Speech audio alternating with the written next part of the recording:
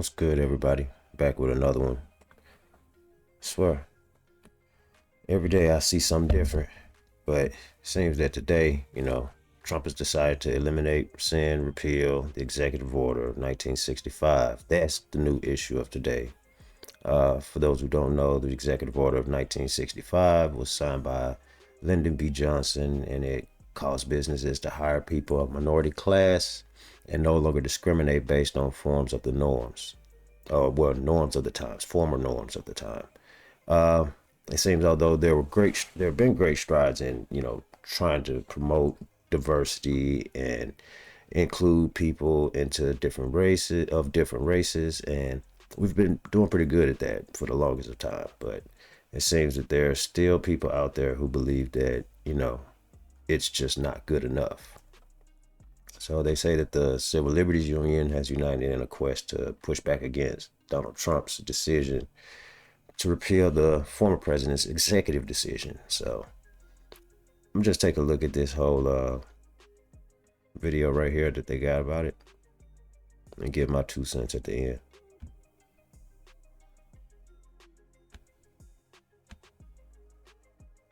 My administration has taken action to abolish all discriminatory diversity, equity, and inclusion nonsense. And these are policies that were absolute nonsense throughout the government and the private sector.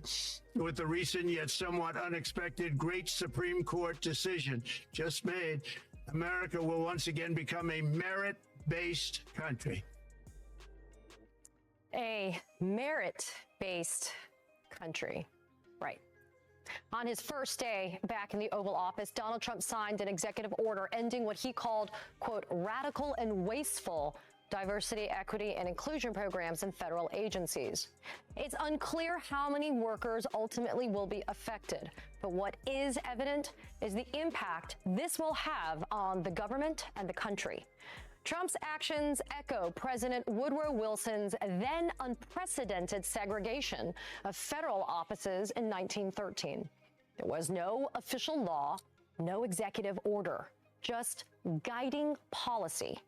But that policy led to blacks being segregated or just summarily dismissed from federal positions nationwide.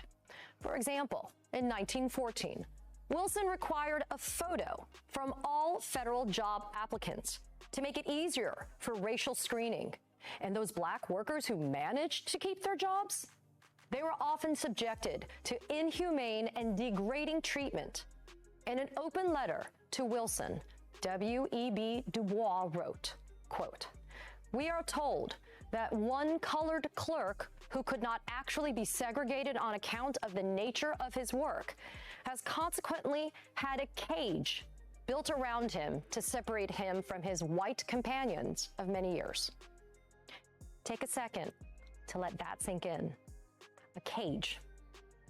Wilson later defending his racist policies to a group of black professionals, saying in part, quote, "Segregation is not humiliating, but a benefit and ought to be so regarded by you gentlemen." In 1948, President Harry Truman signed an executive order banning segregation in federal civil service, but the damage was already done and it continues to this day. While more than 18% of federal workers are black, they only comprise 11.7% of management positions, with white employees being twice as likely to be promoted to management in some agencies. The wealth gap between federal black and white workers sits at 15.6%. And as late as February of 2023, about 4 in 10 federal black workers say that they've experienced discrimination or have been treated unfairly at work because of their race or ethnicity. Joining me now is Sean Harper, professor of public policy, business, and education at the University of Southern California and founder and chief research scientist of the USC Race and Equity Center. Professor, it's an honor to have you here. Look, DEI efforts, they date back to the civil rights movement to create more diverse and inclusive workplaces because of the racist history of this country. And just like in Woodrow Wilson's time, what happens in that federal government is often repeated in the private sector. We've seen recently companies like Target, McDonald's, Walmart, Meta, and others, they're rolling back their DEI initiatives How much do you think that these collective moves, either publicly in our government sector and privately in our business sector, they're going to set the nation back? Yeah, well, Katie, thank you for having me. It's such a pleasure to be with you. I also want to appreciate the historical journey that you just took us through. Historical facts matter. It's why it is so important to teach the full truths about America's racial past and present. You know, if people were taught the real truth, they would understand the consequential nature of the policy decisions that are being made right now that are going to lead to catastrophic outcomes and even more pronounced racial inequities and wealth gaps between groups. You know, this is bad for our economy. Equity is good for our economy. When women receive equal pay for equal work, that is good for women and it's good for all of us in the United States. It's good for us when the diversity of our federal leadership and leadership in our military is reflective of the diversity of our nation. So, you know, that's what's at stake here now because of these new executive orders from President Trump. And Trump's efforts go beyond DEI. On Tuesday, he revoked the Equal Employment Opportunity Rule that was signed by President Lyndon B Johnson in 1965, which stipulates that employers can't discriminate against job applicants or workers on the basis of race, gender, and other protected characteristics. This is a policy that was paid for in blood by the civil rights movement. And in 2023, white people still the majority of federal workers at 59.5%, and men are still outnumbering women 55% to 45%. 74% of senior executive level positions held by white workers. Reversing these initiatives could lead to a huge backslide on progress. But isn't this just the most blatant permission to be able to discriminate? It sure is. I appreciate that you just laid out those facts, right? Like what you just presented is evidence. And there's a corpus of evidence that's been produced by really credible researchers that show durable and persistent patterns of inequity and discrimination. We're going to see more of that, and it's going to cost the federal government and it's going to cost the private sector.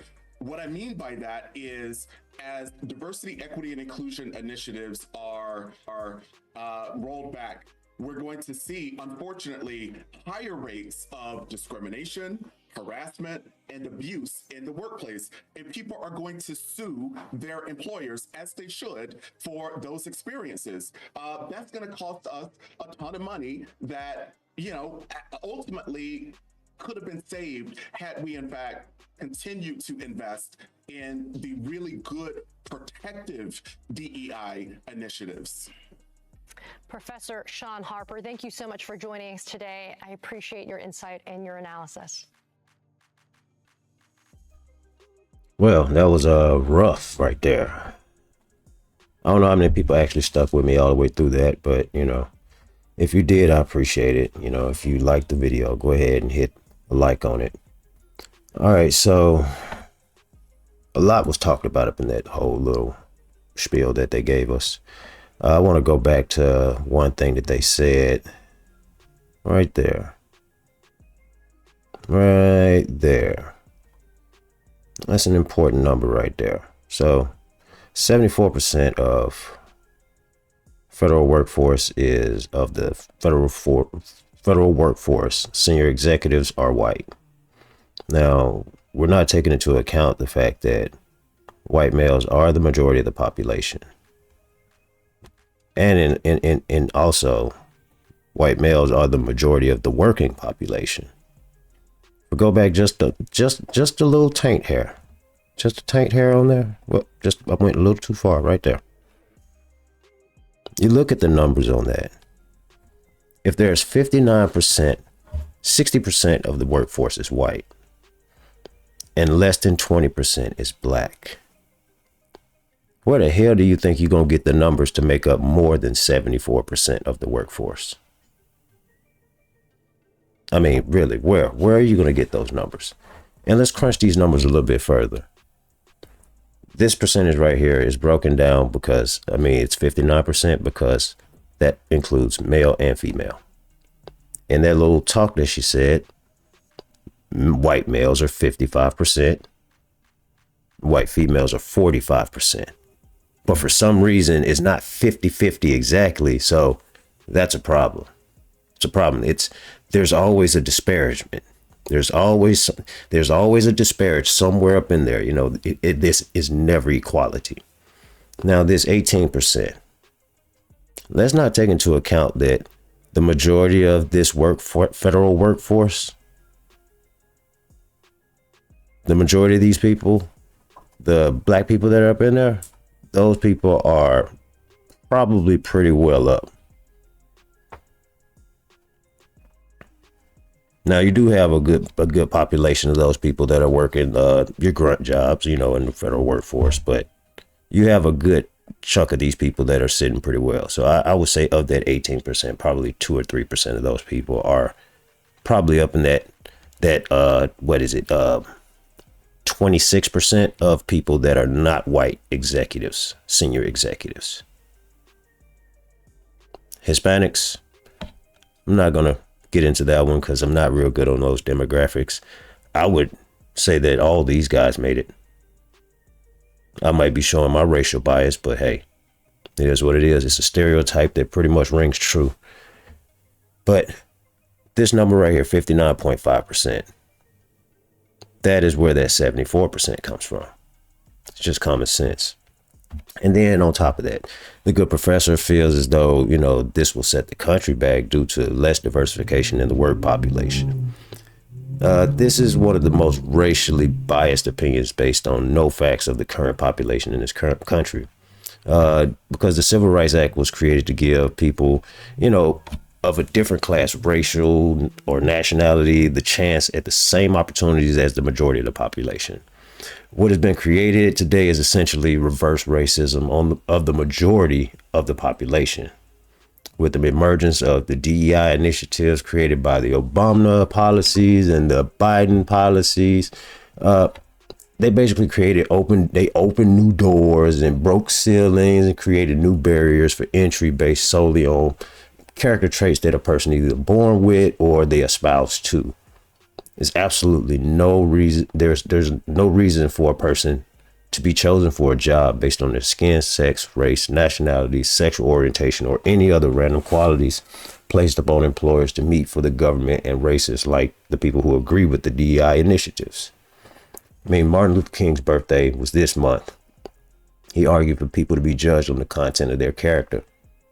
Black History Month is next month. And people died not to be treated better than other people. They died to be treated as equals. I mean, that's the difference. You know, people then were being treated as less than a common citizen. That is not a problem today. I mean, you pointed out the fact that, you know, they tried to separate a guy from work based on his work. They couldn't do it back then. So they built a cage around him to separate him away from everybody else that he worked with. That was racial discrimination. I have never heard that going on today. I haven't heard anyone getting locked in a cage at their workplace. No, I haven't. And most of the time when people talk about any form of discrimination, it's not discrimination. So, I mean, the request being placed upon the employers and the general population is akin to supremacy. To consider a person's sexual orientation, that's entirely too far for any job. I would hate to have a business myself and then have the success or failure of my business be judged based solely on how many men I have identifying as women on my payroll. I would prefer to hire a person to do a job and not have to deal with any random bullshit that comes with the people of the 21st century. That's just being real. That's me personally. And any person who would use the words of people who died for equal treatment under the law to advocate for unequal treatment above the law is the perfect explanation of what I have seen coming from the majority of liberal-minded people. The fact that it is a great thing for the American economy to have a diverse population of workers. That's true. But what is not true is that it would be better for the American economy if we gave opportunities to people based on their skin and not the abilities that they have. If this is true, then why over the past 4 years, when DEI was at its highest, did the most people stop working in America. There are more people barely making it now than ever before. And people keep ignoring that to promote their agenda. Now, I'm not a political science person, nor am I a policy person. I don't make policies. I don't create them. I definitely don't teach about them. But what I can see is that we got a problem in America. And the problem is there are entirely too many people that feel as though they're entitled to opportunities that they did not earn.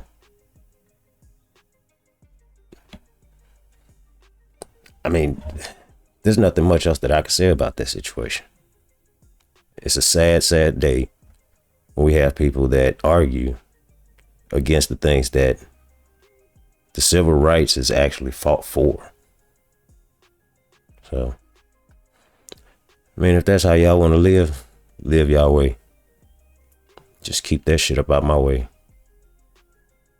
I'll let y'all next time. Subscribe.